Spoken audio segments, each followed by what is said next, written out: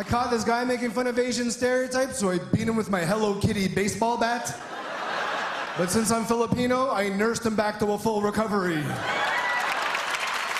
Hey, what's up, viewers? Jedro Magtoto, your host again on the Filipino Canadian. We're actually going to be hanging out with Ron Josol, and we're actually going to take him out. All right, let's go. I'm here with Filipino Canadian comedian Ron Josol. We're gonna go get some food and get a heart attack. Let's go.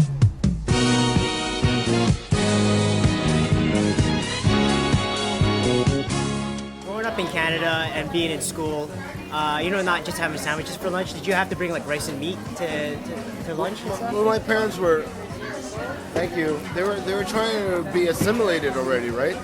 So they would go, okay, we have to use a thermos and we have to use a lunchbox.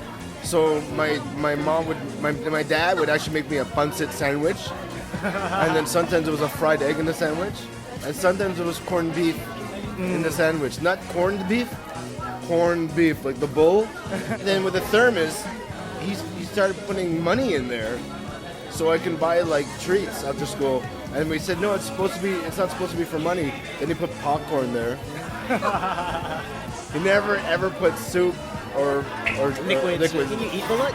Can you eat a lot? I mean, no. I mean, my dad used to bet my uncles I would. I would only do it just so my dad could make money. A real story that I tell on stage about how my dad used to sell balut, the duck embryos. And for a practical, when I was a kid, when I was 6 years old, I would take one cooked balut to school and put it under the tree and then open it up and take the balut halfway out until it made it look like it fell. And then the kids would go, oh my gosh, a dead bird, it fell from the tree, oh my gosh. And I'm like, oh. And they'd be like, I go, how much would you pay me to eat it? And I would eat it. Oh man. You know, balut was the original Viagra? Did you watch a lot of Dolphy movies growing up with your parents? Yeah, I remember one Dolphin movie that I remember for the rest of my life, where they had to have an alarm system put in their house for burglars. He takes some string and he put it through tae, and then he put it around the house. And so the guys broke in. They're like, hey, I remember watching it as a kid, and I was like, that is so hilarious.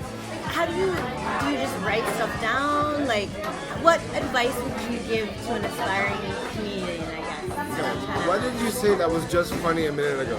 So every time you see someone laugh, that is an opportunity for you to grab it, Write it down. Yeah, so here's like an example. You go this way so I don't look fat. Here's an example of all my jokes, or what I do. So I put it in my thing, and so these are all the jokes that I'm practicing that's not in my act yet. So every one of these is a time where I make someone laugh outside of comedy clubs and just in a circle of friends. I'd be like, my mom's from Cebu, and my dad's from Bohol.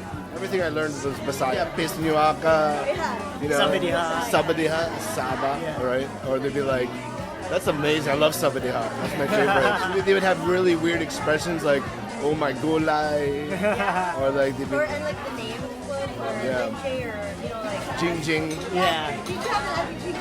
Yeah. Yeah. Like double syllable names and stuff like that. It's called Enamanapero. Peo is like the form of endearment. If you double their name. All my Tagalog friends wanted to be Bisaya so bad because we were like louder. I love hearing Bisaya. You can walk in a room and when you pick it up and you feel so at home. Yeah, that's true.